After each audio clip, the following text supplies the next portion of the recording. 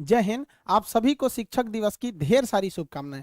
आपके, हमारे या दुनिया के कोई भी इंसान हो, उस सबके जीवन में सफलता का सबसे बड़ा अगर किसी का हाथ होता है तो वो उसके शिक्षक का होता है। हम सभी के जीवन की जो सबसे पहली शिक्षक होती है वो हमारी माँ होती हैं। वो हमें ही सबसे पहले अक्षर ज्ञान वगैरह सिखाती है। सबके सफलताओं में शिक्षक का, अलग अलग शिक्षकों का हाथ होता है। वो नर्सरी से लेके हमें पूरे हायर एजुकेशन तक पढ़ाते हैं। आज के दिन हम अपने सभी शिक्षकों को हाथ जोड़कर नमन करते हैं, जिन्होंने हमको इतना पढ़ाया लिखाया, जो आज हमको काबिल बनाया। उन सभी शिक्षकों को हमको कहते हैं। बहुत सारे शिक्षक हमारे बीच हैं और हमारे बहुत सारे शिक्षक अब इस दुनिया में नहीं है। भगवान उन्हें स्वर्ग से भी ऊपर बैकुंठ धाम में स्थान दे, जिन्होंने बहुत ही लगन से, मेहनत से पढ़ाया था।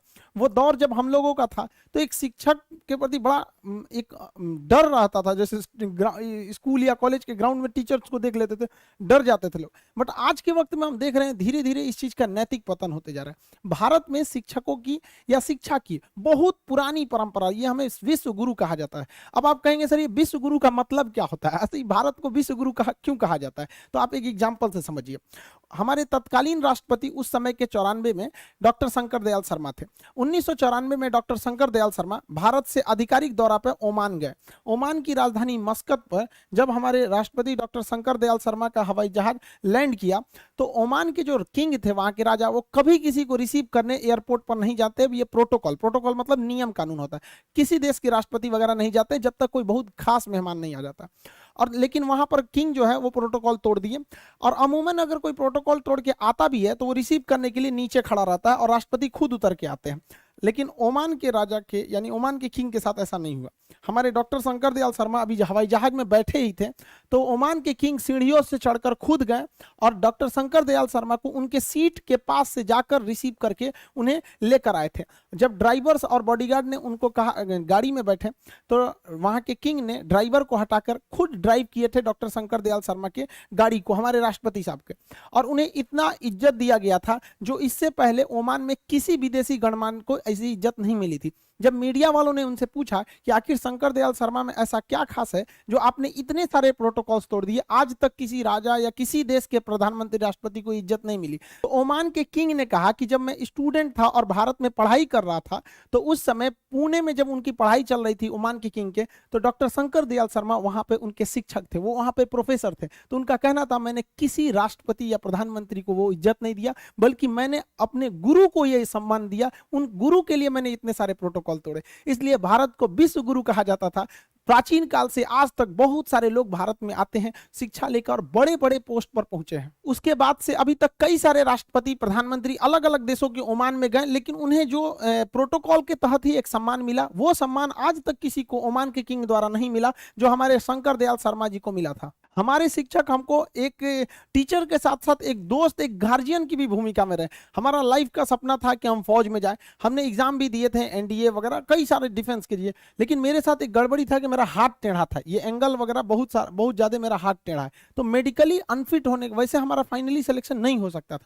हम काफी फ्रस्ट्रेट हुए थे कि हम क्या कर सकते हैं। तो हमारे टीचर ने मजाक मजाक में कहा था कि तुम एक काम करो, तुम दूसरे को पढ़ाओ, तुम्हारा हाथ टेढ़ा है तो क्या हुआ, दूसरे का करियर सीधा कर दो। टीचर्स ने हर वक्त में मोटिवेशन किया, चाहे कहीं पे भी, स्कूलिंग लाइफ में कभी मार्क्स खराब आ जाना, कभी इस सब में, तो टीचर्स हमेशा सपोर्ट में किए। एक बार हमको याद है कि ग्रेजुएशन में बीएससी में थे हम, मेरे मार्क्स बहुत ही खराब थे, ग्रेजुएशन 49% था। इतना कम बहुत खराब होता है, ये तो एक नॉर्मल से भी लड़कों का भी इससे ज्यादा ही आता है। मार्क्स बहुत कम आए थे, हम टेंशन में हो गए थे वहां पे। तो उन्होंने कहा टेंशन क्या लेते हो, लाइफ में टॉप करो, स्कूल या एग्जाम में टॉप किए ना किए कोई फर्क नहीं पड़ता है यहाँ पर। इसलिए किसी भी लाइफ की एंट्री भले खराब हो लेकिन एग्जिट एकदम तगड़ा होना चाहिए। आपका बचपना भले गरीबी में बीता हो लेकिन आपके माँ बाप की बुढ़ापा कभी गरीबी में नहीं बीतनी चाहिए। और लाइफ में ठोकर लगना तो बहुत जरूरी है, क्योंकि ताश में जोकर और जिंदगी में ठोकर कभी भी माहौल बदल सकते हैं। और बुरा वक्त से कभी घबराना नहीं चाहिए, क्योंकि बुरा वक्त ही बताता है कि लोग क्या थे और हम क्या समझ रहे थे। लाइफ में सबके साथ चैलेंजेज आते हैं, सबके जीवन में कठिनाइयां आती हैं। कठिनाइयों का आना एक पार्ट ऑफ लाइफ है और उससे जीत कर निकल जाना एक आर्ट ऑफ लाइफ है। सबके जीवन में संघर्ष आते हैं, हम लोग के समय में भी आए थे। बहुत सारे लोग ठग के चले गए, हमको तो इतना ज्यादा ठगा गया कि हम पटना केवल इसीलिए रुके कि हमको घर जाने का पैसा नहीं छोड़ा था। इस तरह से हमको यहाँ पर नोच लिया था लोगों ने। लेकिन हम धैर्य रखे, अपने टीचर से बात की तो उन्होंने काफी मधुर भाषा में बोला कि देखो बेटा, जीवन में किसी को ठगना पाप है, ठगा जाना कभी पाप नहीं है। तो तुम्हें कोई ठग रहा है तो ये उसकी गलती है, जीवन में तुम किसी को मत ठगना। क्योंकि हम किसी भी इंसान के सीसीटीवी कैमरे से बच सकते हैं, लेकिन जो ऊपर वाले ने सीसीटीवी कैमरा लगाया है उससे कोई नहीं बच सकता। इस देश में कुछ ऐसे लोग हैं ना जिनको अपने बारे में मतलब नहीं है, लेकिन दूसरे के बारे में टांग वो ज्यादा लगाएंगे। उन लोगों से कहते हैं भाई दूसरे के ऊपर पीएचडी करने से बेहतर है खुद के ऊपर ग्रेजुएशन कर लो, ज्यादा अच्छा रहेगा। हमको एक बार 22 मई को रिपोर्ट ऑन खान सर पूरा ट्विटर पे ट्रेंड कर दिया, सर आप लोगों ने देखा होगा, अजीब सा माहौल बना दिया उन लोगों ने। कीजिएगा, वक्त जब बिगड़ता है तो गूंगे भी बुराई करने लगते हैं, जब लोग बराबरी नहीं कर पाते तो पैरों के नीचे खुदाई करने लगते हैं, लेकिन ऐसे लोग ज्यादा देर तक टिकते नहीं हैं, सारे लोग खत्म हो जाते हैं। वैसे भी जब इस कंट्रोवर्सी चल रही थी मेरे पे, तो सारे स्टूडेंट ने, सारे शिक्षक, अलग अलग फील्ड के, कुछ डॉक्टर्स, वकील, मतलब इवन जो लोग एजुकेशन से डायरेक्ट नहीं जुड़े हैं, इनडायरेक्टली जुड़े हैं, उन लोगों ने भी बहुत सपोर्ट किया। आप सभी लोग का आज के दिन बहुत बहुत धन्यवाद करते हैं, ताकि आप लोगों ने बहुत ज़्यादा सपोर्ट दिखाया। टीचिंग में क्या है कि भाई देखिए, बहुत हम सब की टीचर्स की अलग अलग कोचिंग्स हो सकती हैं, अलग अलग सब्जेक्ट हो सकते हैं, बट सबका ध्येय, सबका उद्देश्य एक ही रहता है कि ज़्यादा से ज़्यादा लोगों को शिक्षित किया जा सके, ताकि हर इंसान अपने फील्ड में आगे जा सके और व्यक्तिगत रूप से देश की भलाई में बहुत सारा काम कर सके। ऐसा नहीं कि किसी जगह पे सुधार की कोई गुंजाइश नहीं होती, हर जगह कुछ ना कुछ सुधार की गुंजाइश होती है। टीचिंग फील्ड में भी हमने एक चीज़ को देखा है कि मतलब टीचिंग में एक टीचर दूसरे टीचर, कुछ ऐसे नहीं, ऐसे 2-4% टीचिंग्स में देखे होंगे कि किसी दूसरे टीचर की बुराई करना, या वो ऐसा पढ़ा रहे हैं, ऐसा नहीं करना चाहिए किसी भी टीचर को, क्योंकि उसे इंडिविजुअल सोचना चाहिए कि इससे अगर वो किसी एक टीचर्स की बुराई कर रहा है तो इससे वो इंडिविजुअल नहीं रह जाता, फिर एक कैटेगरी। जब आप टीचर बोलते हैं तो एक समुदाय को वो दर्शाता है, तो ऐसा नहीं होना चाहिए। दूसरी टीचर्स में आज के वक्त में क्या है कि वही पुराना स्टाइल है कि भाई किताब खोलें और पढ़ाने लगे, तो ये गलत है तरीका। टीचर्स के अंदर खुद सोचना चाहिए कि अगर वो लोग, कोई भी टीचर हो दुनिया में, कोई भी, अगर खुद से किताब सामने रखेगा तो एक सामने पढ़ने वाले स्टूडेंट का मोरल गिर जाएगा कि भाई टीचर्स ने खुद ही खुद किताब खोल रखा। हम लोग जब पढ़ते थे तो एक चीज हम लोग के मन में एक चीज जरूर घूमता था, यार सर को इतना याद कैसे रहता है, क्योंकि हम लोग के टीचर ने कभी किताब नहीं खोला। वो अलग बात है कि आप कोई न्यूमेरिकल सॉल्व करा रहे हैं या कुछ भरवा रहे हैं तो वो एक मजबूरी है, बट जब समझाने का वक्त हो, एक फ्लो का वक्त हो, तो उसमें नहीं रखना चाहिए। ये सही नहीं है, क्योंकि इससे स्टूडेंट्स का क्या होता है, मोरल डाउन होता है। और स्टूडेंट्स लोग को भी कहते हैं कि भाई आपको क्या है कि एक टीचर का लेवल ऊपर होता है, स्टूडेंट का नीचे। अगर टीचर इस लेवल पे पढ़ाने लगे तो स्टूडेंट को समझ में नहीं आएगा, और स्टूडेंट एकदम नीचे रहेगा तो उसे भी समझ में नहीं आएगा। तो टीचर्स को क्या है कि अपनी भाषा वगैरह सरल करके थोड़ा स्टैंडर्ड नीचे लाना है लेवल को, और स्टूडेंट्स को घर पे थोड़ा एक्स्ट्रा मेहनत करके बराबर आना है, तब दोनों में अच्छे से समझ में आएगा। बट यहाँ स्टूडेंट्स को लगता है कि डर नाम का चीज नहीं है। गार्जियन को भी कहते हैं कि भाई आप अपने बच्चों को जी जान से मोहब्बत कीजिए, बट उस पर उस तरह से नजर रखिए जैसे दुश्मनों पर नजर रखते हैं, वरना वो बिगड़ेगा। समय दोबारा समय नहीं देता है किसी के पास में। लड़का को फ्रस्ट्रेट होता है तो एक बार अपना टाइम टेबल बनाएगा, सुधारेगा, भाई इतना ऐसा टाइम टेबल बनाओ जो दिल में रहता हो। और बहुत से लड़कों को देखते हैं कि सुबह 4 बजे उठते हैं, हमने अपनी लाइफ में कभी 4 बजे नहीं उठेंगे तो पूरा दिन डिस्टर्ब रहेगा। आप जिस समय कंफर्टेबल है उस समय उठिए, लेकिन हाँ एक बात जरूर याद रखिएगा, जितना जल्दी उठेंगे उतना ज्यादा आपके पास वर्क टाइम ज्यादा रहेगा। अब देर से सो के उठेंगे तो आप एक अच्छा सा वर्किंग टाइम को गंवा चुके रहेंगे। तो एटलीस्ट कोशिश कीजिए कि भाई बहुत से बहुत तो 6-7 के बीच में उठ ही जाइए, और पहले उठते हैं तो ये अच्छी बात है, लेकिन ऐसा नहीं है कि जो पहले नहीं उठते हैं उनके लिए बहुत गलत बात।